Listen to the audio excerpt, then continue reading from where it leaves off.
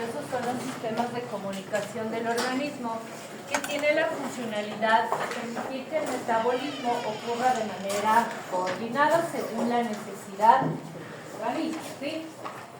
Por lo tanto, las moléculas que forman parte del sistema endocrino más abundantes son las hormonas. Y justamente eso le da el nombre a este tipo de sistema, de endocrino. Porque ¿qué significa endocrino? Significa que las hormonas se generan en un tejido glandular, ¿sí? Porque tiene células endocrinas, pero su acción no la ejercen en el mismo lugar, sino que a través de la sangre viajan a un tejido, que es un tejido específico para cada hormona, que se llama tejido blanco o tejido diana. Ese tejido va a tener unos receptores que son específicos para esa hormona. De ahí que cada hormona sea específica para un determinado tejido donde cumple su acción. Sin embargo, es parte también del sistema endocrino otras sustancias que tienen acción paracrina, es decir, producen sustancias que secretan y actúan ellas sobre un tejido aledaño, y también otras sustancias que tienen acción autócrina, es decir, producen sustancias y ahí sí esas hacen efecto en el mismo tejido que se producen. En ese caso tenemos los eicosanoides, las citoquinas y los factores de crecimiento. Pero la gran mayoría de moléculas del sistema endocrino son hormonas y sustancias que son mediadores hormonales, ¿ya? La naturaleza química de las hormonas, que es lo que ya vamos a ver este rato, se puede compendiar en estos tipos. Unas son lípidos de tipo esteroide, otras derivadas de aminoácidos, otras derivadas de ácidos grasos, el araquidónico fundamentalmente, otras son péptidos o polipéptidos y otras son proteínas o glucoproteínas. Entonces ya les vamos a mirar, ¿ya? Los tipos de acciones promovidos por las hormonas. Nosotros sabemos ya que las hormonas también son reguladores metabólicos. Ya la próxima semana nos van a contar, ¿no es cierto?, cuáles son las funciones de cada hormona, o sea, cómo regulan, cómo participan en el metabolismo. Sin embargo, de manera general, las hormonas tienen tres maneras de actuar para regular este metabolismo, que pueden ser independientes o en conjunto las dos o las tres están ahí.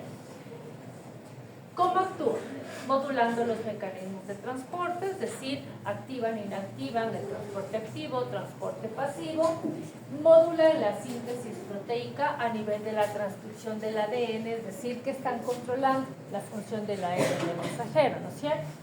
Y también controlan la acción enzimática, o sea, modulan la acción enzimática. Habíamos visto que una de las maneras de regular la función enzimática es la modificación covalente, y ahí vimos un ejemplo, ¿no es cierto?, de cómo las hormonas, debido a estímulos, ¿sí?, o bien activan o inactivan enzimas que a su vez cumplen otras funciones metabólicas. Entonces, estos serían los sistemas por los cuales de manera general las hormonas van a actuar en el metabolismo.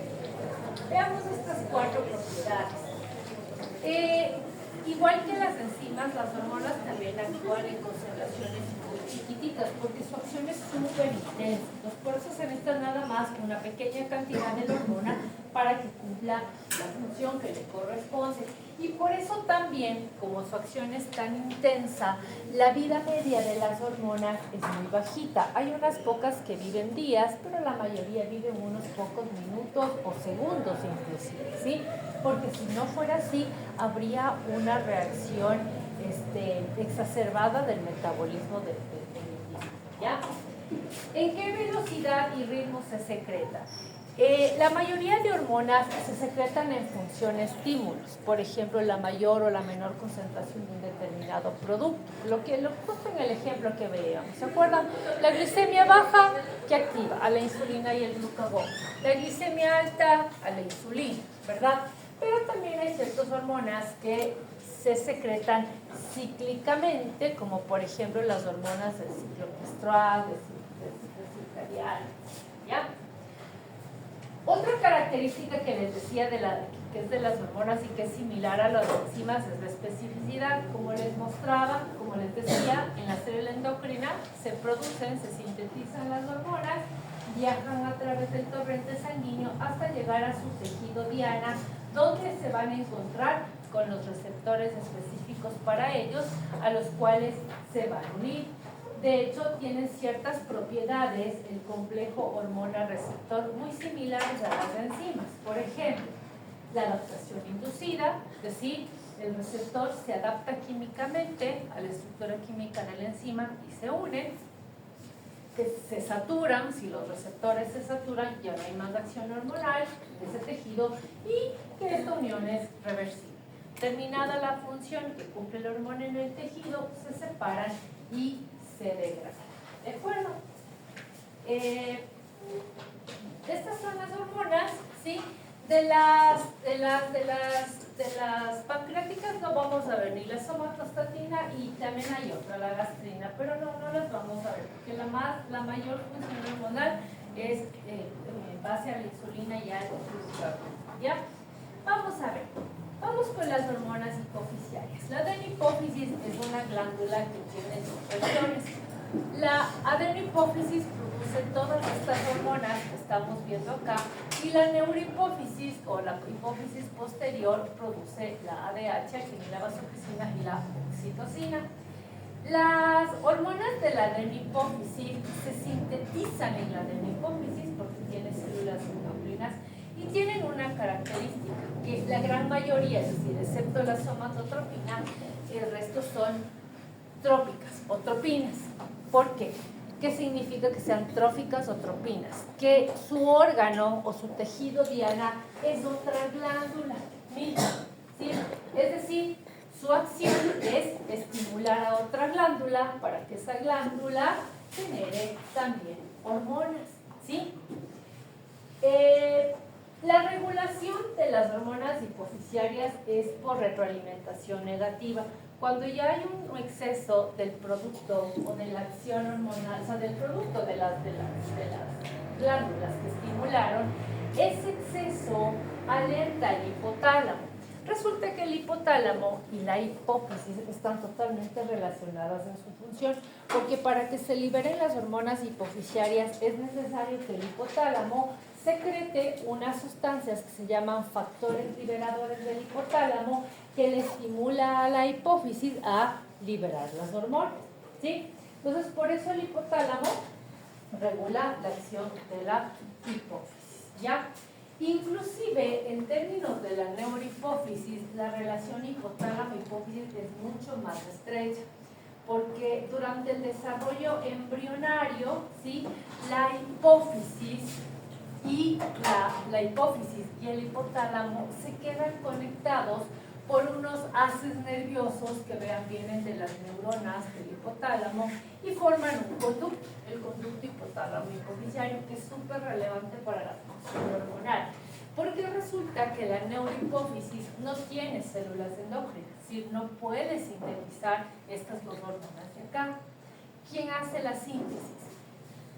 Neuronas especializadas para ello del hipotálamo. Y entonces lo único que cumple la neurohipófisis es ser un reservorio, porque a través del conducto hipotálamo-hipofisiario estas hormonas que fueron sintetizadas acá viajan y se reservan en la neurohipófisis, ¿sí? Entonces la neuro es solo un reservorio, ¿ya? Vamos a ver la naturaleza química. No quiero que se aprendan, o sea, solo quiero que conozcan la naturaleza química de estas hormonas y ya luego ustedes nos van a dar funciones y patologías. La folícula estimulante y la luteinizante, voy a desplegar todo, ¿ya? Son glucoproteínas, ¿sí? Que tienen ¿a qué glándula estimula? En conjunto, la folícula estimulante y la luteinizante se llaman hormonas gonadotrópicas. ¿Por qué se llaman así? Porque estimulan a las gónadas, que son los ovarios y los testículos. Por lo tanto, ya los compañeros nos van a contar cómo efectivamente estas dos hormonas tienen efecto en el hombre y en la mujer, ambas, ¿sí? Porque ambas estimulan a ambas gónadas. Les decía, son glucoproteínas, tienen dos cadenas polipeptídicas que se llaman alfa y beta. La alfa es igualita en las dos, la que hace la diferencia es la beta, ¿sí? Y esa es prácticamente la que le da la función biológica. ¿Por qué? Es la que les diferencia. Tienen estos porcentajes de carbohidratos, como estamos viendo acá. La tirotropina o tiroestimulante estimula a la glándula tiroides, también es una glucoproteína, no encuentro la estructura, es una glucoproteína bien parecida a las gonadotróficas, a la folículo y a la luteinizante, ¿sí? Porque también tiene dos cadenas, alfa y beta, y en este caso ambas cadenas tienen la función biológica, ¿ya? La adrenocorticotropa es un polipéptido porque tiene 39 aminoácidos y la función biológica está relacionada con la estructura primaria, con la estructura primaria obviamente, del aminoácido 16 al 23, ¿ya? La somatotropina y la prolactina son solo proteínas, no tienen carbohidratos, ¿sí? La somatotropina es la hormona más abundante que se genera en la hipófisis, en general es la más abundante, porque tiene la función de generar el crecimiento. Pero no vayan a creer que cuando ya estamos en la edad adulta ya no funciona, siempre funciona. En el niño y el adolescente genera como tal el crecimiento, pero ya en el adulto, ya no crecemos, ¿cierto? Genera la renovación de tejidos, ¿de acuerdo? Entonces siempre está funcionando la somatotropina. Y como les decía hace rato, es la única que su tejido diana no es una glándula. Su tejido diana es el tejido muscular, el tejido óseo, el tejido adiposo, ¿sí? ¿Por qué? Porque esos son los tejidos que se van a renovar y provocar crecimiento, ¿sí? La prolactina es una hormona igual peptídica que estimula la glándula mamaria, ¿sí? La melanocito estimulante es una glándula que se encuentra en la piel, ¿sí? Perdón, es una hormona que se secreta por glándulas que están en la piel y tiene una naturaleza polipeptídica, ¿no? Hay estas tres variantes, ¿sí? La más abundante es la A, ¿de acuerdo? ¿Sí? Las de la neurohipófisis, que recuerden que solo se reservan ahí, que son sintetizadas por el hipotálamo, son péptidos de 9 aminoácidos, es decir, nona de 9 péptidos, ¿sí? Y tienen una estructura química muy similar. De hecho, fíjense, solo tienen diferencia en 2 aminoácidos, pero ya esa diferencia ya marca que sean distintas y que tengan diferentes funciones biológicas, como ya vamos a mirar. Inclusive son tan parecidas que en ambos casos los 6 primeros aminoácidos forman una especie de ciclo, porque el primero y el sexto son cisteínas en ambos casos, pero tienen mucha similitud estructural, ¿ya?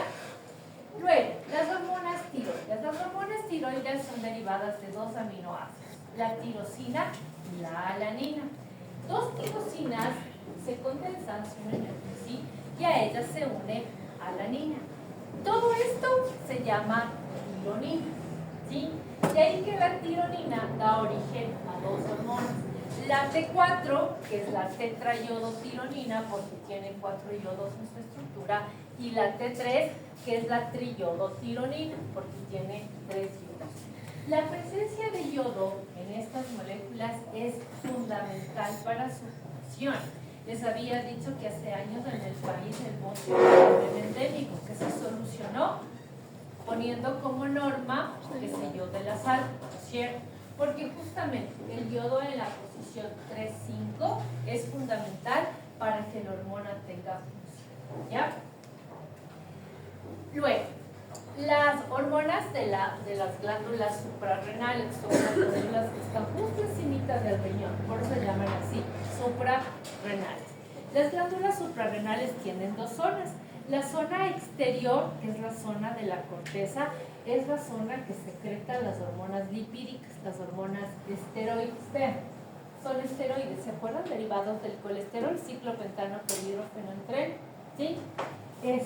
Tenemos los glucocorticoides, los mineralocorticoides, que ustedes le ven, En apariencia parecen ser igualitas, ¿no es cierto? Tienen muchísimas semejanzas, ¿no? Les estoy marcando todas las semejanzas, pero evidentemente sí van a tener diferencias y por eso son hormonas distintas que cumplen, por ejemplo, de los glucocorticoides, cortisol y corticosterona, y cortisona, perdón, corticosterona acá, digamos, son glucocorticoides, tienen funciones compartidas, pero también tienen funciones independientes. Igual los mineralocorticoides, ¿no? O sea, tienen funciones en común, pero también tienen funciones individuales. En la corteza también tenemos la otra, el otro esteroide, hormona esteroide, que son los corticoides androgénicos que van a dar origen a hormonas sexuales. Y en cambio, fíjense, la glándula suprarrenal, en la médula, en su parte interna, secreta hormonas, pero ya de otra naturaleza química. Es decir, las de corteza son lípidos. Las de médula son derivadas de la tirosina también y se llaman en conjunto catecolaminas, porque este grupo que se forma a partir de la tirosina, ¿sí?, se llama catecol, ¿sí? Entonces ahí están la adrenalina y la noradrenalina, ¿sí? Y finalmente, las hormonas pancreáticas, que les decía, nos interesa ver dos de ellas fundamentalmente. El páncreas es una glándula que tiene células endocrinas que se llaman islotes de Langerhans. Esos islotes de Langerhans son de diferente tipo y en función al tipo secretan los diferentes tipos de hormonas. Las células alfa secretan el glucagón, ¿sí?, que no es de menor proporción en relación a la secreción de las beta, que secretan la insulina. Por lo tanto, ¿cuál es la hormona más abundante que secreta el páncreas? La insulina. También tenemos las delta, que son las que secretan la somatostatina, la gastrina, que no las vamos a ver, y este péptido pancreático que no nos interesa desde el punto de vista hormonal. Entonces veamos estas dos hormonas. La insulina es una proteína porque ella tiene 51 aminoácidos distribuidos en esas dos cadenas que les vemos ahí, que están unidas por puentes sulfuro. Estos puentes de sulfuro entre ambas cadenas y este intracatenario y la cadena A son súper relevantes para la función. Tienen que formarse para que la insulina tenga función. Por eso es que cuando una persona lleve su insulina dependiente tiene que inocularse insulina, no lo puede hacer por vía oral, porque si lo hiciera por vía oral, el ácido del estómago rompería el puente de sulfuro. Y entonces, ¿cómo se tiene que administrar? Subcutánea, sí, muscular es mucho menos común, antes de subcutánea en el ombligo, ¿verdad? Es justamente por esta razón, para que no se rompan los puentes de sulfuro. Y el glucagón, ¿sí?, es un polipéptido de 29 aminoácidos. Ahí le estamos viendo la estructura primera. ¿De acuerdo? Listo. Entonces, hasta aquí las exposiciones. Verán, el lunes me llaman a una reunión que me quiero ir, no sé ni cómo excusarme, si es que no tengo una buena excusa, no está bien que les diga que me voy a excusar una reunión, pero es que en realidad es una reunión irrelevante. Pero si es que veo la manera, exacto, si veo la manera de excusarme, yo me excuso y te aviso, ¿ya? Te avisaría el domingo. Ustedes igual prepárense, porque si ya no tenemos el lunes, pues a las 2 de la tarde, justo a la hora que tenemos clase. Si es que ya no tuviéramos, yo te aviso el domingo, ya tengo que pensar, hoy, mañana, es que tengo que pensar qué decir. Porque ni siquiera es una actividad extra horario, o sea, bueno, de aquí de la universidad, pero bueno. Y si no, pues ya nos tocaría vernos el viernes, y el viernes tendríamos las 6 horas, las 3 horas de exposición, ¿sí?